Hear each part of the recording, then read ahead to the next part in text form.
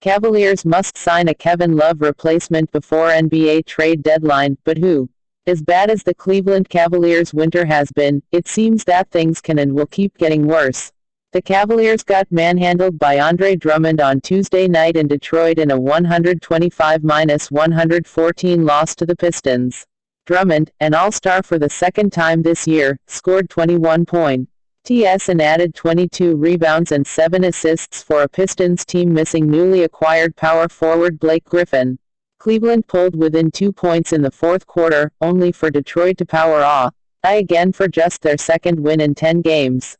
The Cavaliers are now just half a game ahead of the Miami Heat in the Eastern Conference, while the John Wall-less Washington Wizards are also closing in. Keep up with this story and more by subscribing. Note those standings may look worse in a few weeks, after Cleveland lost Kevin Love for a significant period of time on Tuesday night. Love has a displaced fracture of the fifth metacarpal on his left hand, according to the Cavaliers, suffered in the third quarter of the defeat at Little Caesars Arena. ESPN's Dave McMenamin reported on Wednesday Love will likely miss 6 to 8 weeks. The injury deprives the Cavaliers of a prolific scorer. Love is second on the team this season at 17.9 points per game, and their top rebounder. It also may Tyrone Lue, and the Cleveland front office has far less room for maneuver ahead of the NBA trade deadline on February 8. If the Cavaliers were looking to make a major trade before the deadline, Love looked one of the more likely players to be moved on.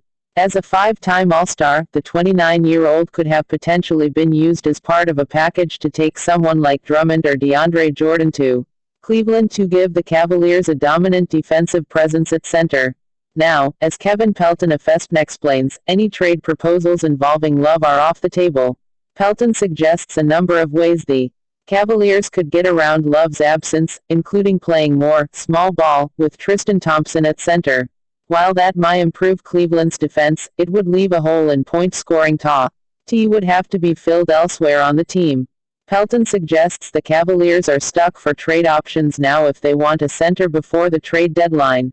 If they keep Channing Frye, Pelton notes, the only other expiring contract for more than the veteran's minimum that the Cavaliers have to offer teams in trade belongs to starting point guard Isaiah Thomas. The Cavaliers front office already faced some tough decisions before Love went